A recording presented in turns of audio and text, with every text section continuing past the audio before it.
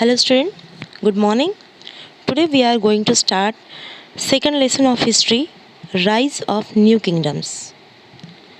A number of powerful kingdoms existed in India during the early medieval period, and we know very well that about the ancient period, medieval period, and modern period. And we know that there are two parts of medieval period. Okay, early medieval period and later medieval period. So we are going to see about the early medieval period. The Rajput gained control in the north, and the other powerful kingdoms were those of Palas in Bengal, present day West Bengal, Jharkhand and Bihar. You may see into that map. See here, Palas are given here into the West Bengal, and we may see that Rashtrakutas are there and Chahamanas.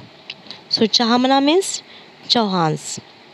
Okay, so the Rashtrakuta along with some small kingdoms in the Deccan and the Cholas in the south.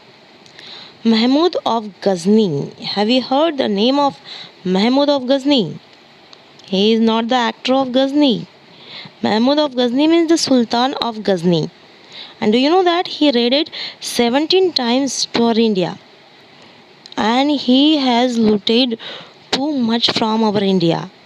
We know that our India was called Sone ki Chidiya. And do you know that 17 times he has robbed us to that Somnath temple of Gujarat. Okay, and Muhammad Ghori. So both of them they were basically invaders from the this is the Muhammad Ghori. Both of them they were invaders from the northwest, also had an important role to play during the early medieval period. In fact, the south saw the emergence of powerful dynasties like the Pallavas, the Pandyas, and the Cholas. But these small kingdoms continuously fought with each other to gain control over their neighboring territories, just like the Pakistan and China. They also wanted and want also they also want that India should be into their control.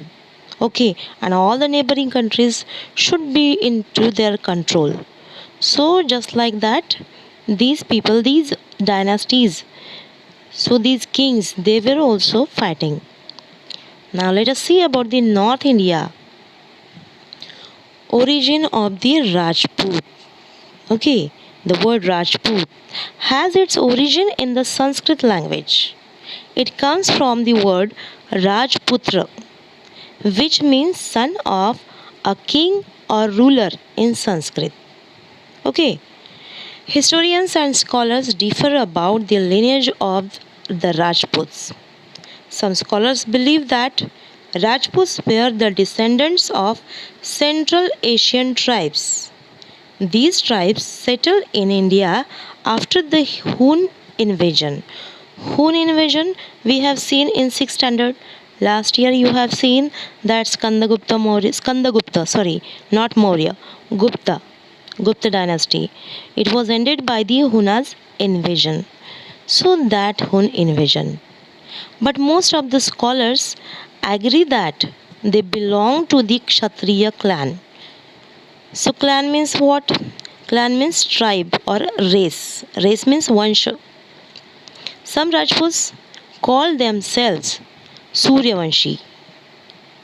Suryavanshi, you have heard that name. Suryavanshi, it means they belonging to the sun family. Others call themselves at Chandravanshi, belonging to the moon family.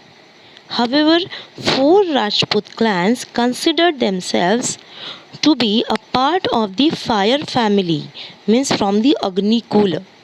They were calling themselves Agni Kul Kshatriya. They believed that they were born out of a holy sacrificial fire. Just as Draupadi, she was also born out of a holy sacrificial fire. Okay. These four clans were the Pratiharas, the Pratiharas, and the Chauhans, and the Solankis, and the Pawars means the Parmars, the Tomars, the Gadwals, and the Chandelas were three others important clans who, along with the four belonging to the Agnikul clan, were the rulers during medieval times. The Rajputs dominated northern India from about 750 CE to 1000 CE. Most of the rulers were followers of Hinduism. Okay, and now this is the picture of the Tomar, the king of Tomar. The city of Dhilika means Delhi. Delhi means Delhi, was founded by the Tomar rulers in the 8th century. Later, the Chauhans controlled their territories. The Chauhans. The Chauhans ruled around the areas of Delhi and Ajmer. They were also known as Chahamanas. So the old name of Chauhans is Chahamanas. They were called that. Prithviraj Chauhan was the most powerful Chauhan ruler. And Chand Bardai. Chand Bardai, he has written the popular epic poem Prithviraj Raso, tells us about his valor and his fight with Muhammad Ghori. Okay, so he was the brave king, we know that. Then the Solankis. The Solankis of Gujarat are popularly known as Chalukyas of Gujarat. Siddharaja was the most powerful Solanki ruler. Gujarat was a major center of Indian Ocean trade, and Anilwara was one of the largest cities during those times. The Solankis were great patrons of art and architecture. Means they love to that art and architecture. They like it very much. And Solanki rulers built magnificent temples. The Dilwara temple at Mount Abu and the Sun temple. This is the Dilwara temple. It is at Mount Abu and it was built by the Solanki rulers. It is the magnificent temple. It is very means the glorious temple. It is very beautiful. And now this is the temple of Sun means Sun temple of Modhera. It is in Gujarat. It was also built by the Solankis. And now about the Parmars. The Parmars were famous rulers who established their kingdom in the region around Malwa Plateau. Okay, so the capital of Parmars was at Dhar, and Bhoj Parmar was the most powerful ruler. The famous Neelkantheshwar temple at Udaipur was built by the Parmars. Okay, so Parmars means they were very famous. They very famous and brave people, and their region was at Malwa, and capital was at Dhar, and Bhoj Parmar was the powerful ruler. Okay, and this is the temple of Neelkantheshwar. So, do you know that who was the Neelkantheshwar? Yes, definitely, Lord Shiva. Okay, because we know that his kantha was Neel. Neel means blue, because he has what he has done. Yes, he has taken that the most dangerous venom in the world, and that is why his kantha became Neela. Neela means blue in color. Okay, so he drank it, and that is why it has become blue. Okay, then after that, the Gadwals. Jayachandra was the king of Gadwals, and the Gadwals ruled the region around Kannauj. In 1194 CE, Muhammad Ghori defeated the Gadwals king Jayachandra. Okay, so do you know that one wonderful to know? It is believed that there were 36 Rajput families. Among them, four claimed a special position: the Pratiharas, The Chahamanas means the Chauhans, the Solankis, and the Parmars. They came out of a sacred fire near Mount Abu in Rajasthan. They were regarded as the Agnikul Rajputs. And see what you are seeing on the screen, that is the picture of a temple. So that is the Chandelas, they have built it. The Chandelas ruled around Bundelkhand. Kirtivarman was the most powerful Chandela ruler. We don't get the photograph of that ruler, Kirtivarman. That is why we got only the photograph of that this beautiful temple. Okay, which was built by the Chandelas.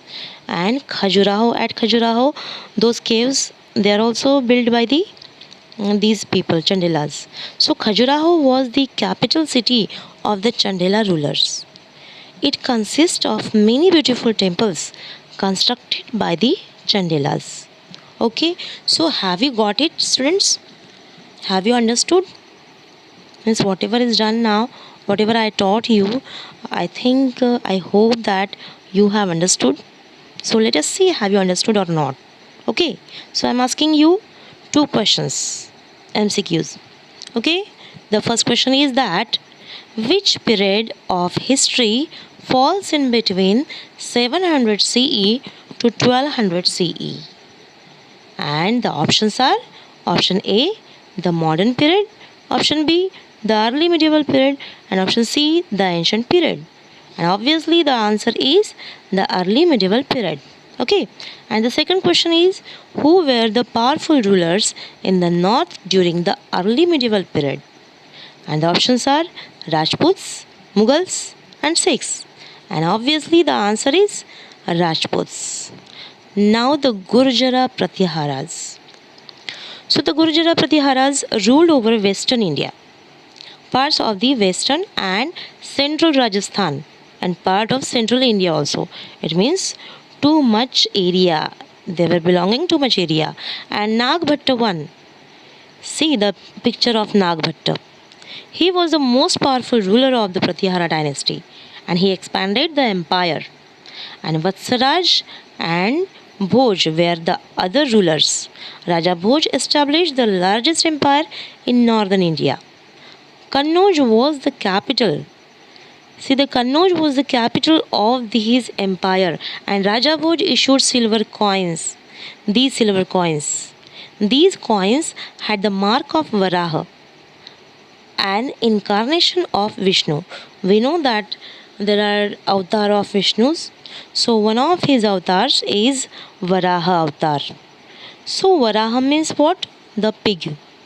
Okay, so here is the picture of Varaha. And do you know that he was also called, he was means the king Bhoj, he was also called Adi Varaha. Raja Bhoj was succeeded by his son Mahendrapal. This is the picture of Kannauj, his city. Okay, and he is Mahendrapal Pratyahar. He is the son of Raja Bhoj. He was also very brave person, brave king. And now this is the picture of Al Masudi. He was a foreign traveler. He testifies to the power and prestige of the Pratyahara rulers. The Pratyahara rulers patronize learning and literature. So the Pratyaharas had trade relation with Central Asia. An inscription in Karnal, it is in Haryana, records the imports of horses from Central Asia and Arabia in 1018 CE. Mahmud of Ghazni defeated the Pratyahara ruler. The dynasty soon came to an end. Now the Arab called Pratyaharas, Palas and Rashtrakutas by different names. They called Pratyaharas as Al-Jars and Palas as Rumi and Rashtrakutas as Balhara. Okay, so they have kept these names. Now let us see about the Pala dynasty. The Pala dynasty was founded by Gopala. This is the king Gopala. Gopala in the 750 CE. The unique feature was that he was an elected king. Dharmapala and Devpala were two other great Pala rulers. He is the Devpala. They built a large empire. Pala rulers faced problems from the Pratiharas and the Rashtrakutas. As a result, they were unable to extend their control and occupy Kannauj. Kannauj was a symbol of power as it controls meant access to reach resources of the Upper Ganga Valley. It is in Upper Ganga Valley, so everyone wants to get it, to annex it. Means everyone means that Pratiharas and these Palas and Rashtrakutas. Okay, but at the same time, the Palas extended their empire and successfully gained control of Assam, Orissa. See into that map, Assam, Orissa, and some part of the modern Nepal also. Tibetan accounts inform us that Palas were the patrons, means the lover of Buddhism. They like Buddhism, and they have followed it also. The famous Vikramshila University, this is the Vikramshila University of Bihar, was founded by Dharmapal. Dharmapal means his name, it was actually Dhammapal. Okay, Pala had trade links with Southeast Asia. The Pala were succeeded by the rulers of the Sena dynasty in the 12th century. Later, the Sena dynasty was defeated by the commander of the Delhi Sultanate. The Deccan was the region between the rivers Krishna and Narmada. The following dynasties ruled this region, and the next dynasty is Rashtrakuta dynasty. Rashtrakuta rulers, they were firstly the Samant of Chalukya kingdom, but they overthrew the Chalukyas and they became firstly the Mahasamant, then Mandaleshwaram, and then the kings. Okay, they came to power in the 8th century. Danti Durga or Danti Varman was the founder of the Rashtrakuta kingdom. This dynasty is famous for great warriors and administrators. The dynasty ruled for about 200 years, it's a long period. They dominated the Maharashtra region between 750 CE and 970 CE. Malkhed or Manyakhet near modern Solapur in Maharashtra was the capital city of Rashtrakutas. Govinda in 793 to 814 CE.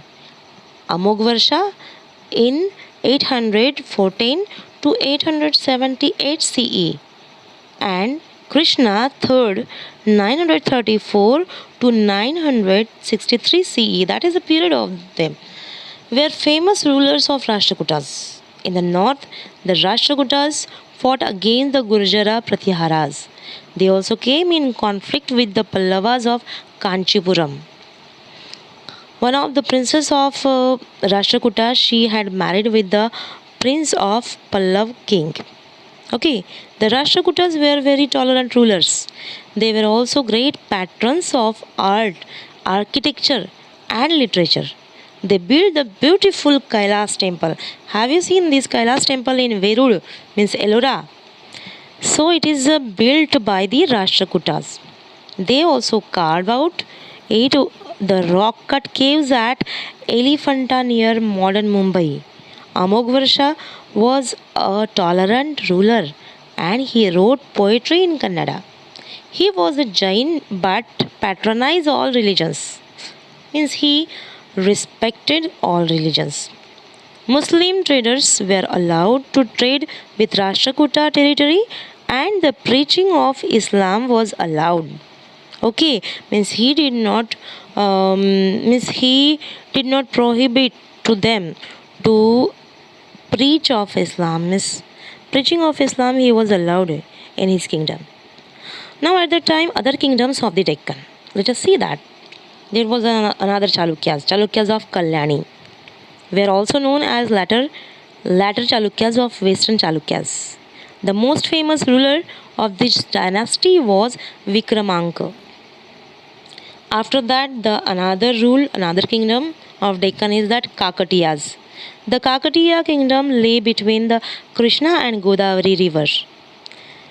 The rulers of this dynasty ruled from the 12th to 30th centuries. Their territories were taken over by the sultans of Delhi in the early 14th century.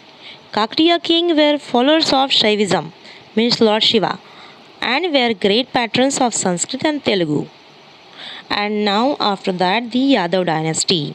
It is called the Sevna dynasty also and Yadav dynasty also. Bhillima.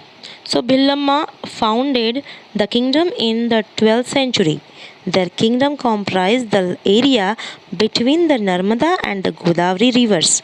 The kingdom was famous for its trade, prosperity, and riches. Their territories were annexed by the Khilji rulers in the 14th century.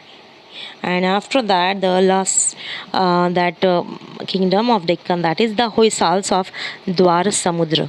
The most powerful king was Vishnuvardhan. He ruled over the region of present day Karnataka. The kingdom was later taken over by the Delhi Sultanate.